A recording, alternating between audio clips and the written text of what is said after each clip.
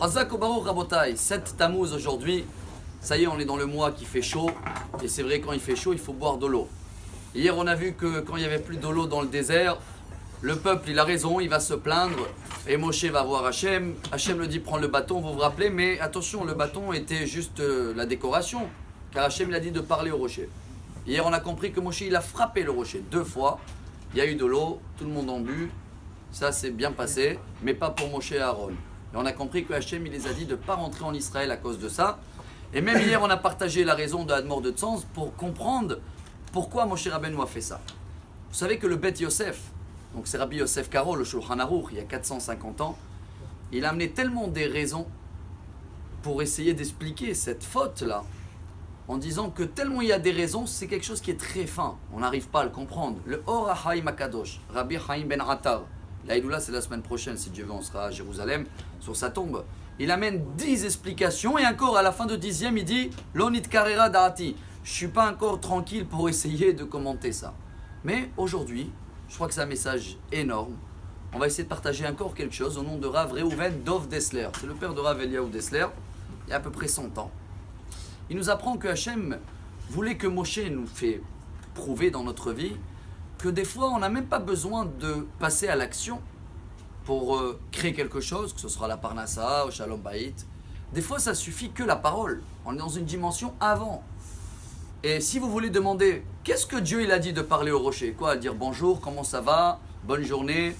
Non, le Midrash dans le Yalkut Shimroni, sur la paracha de cette semaine, amène que Hachem a dit à Moshe, Shne alav perek echad ve'u motzi maim. Tu vas faire le rocher une petite halakha.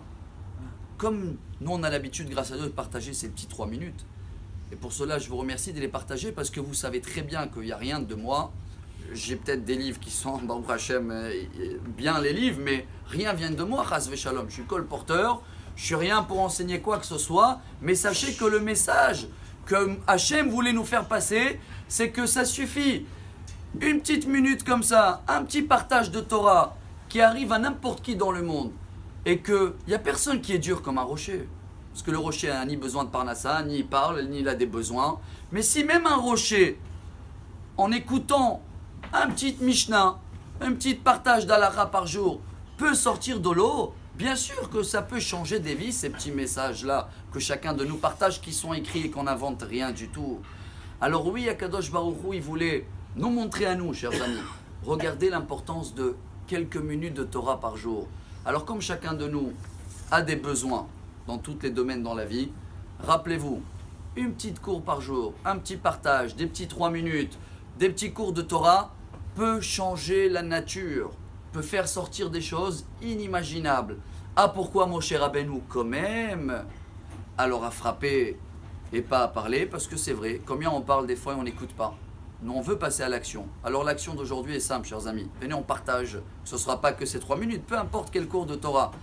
Mais quelqu'un qui reçoit et un jour il se réveille grâce à ça, on a tout gagné, ça va ouvrir aussi les portes pour nous.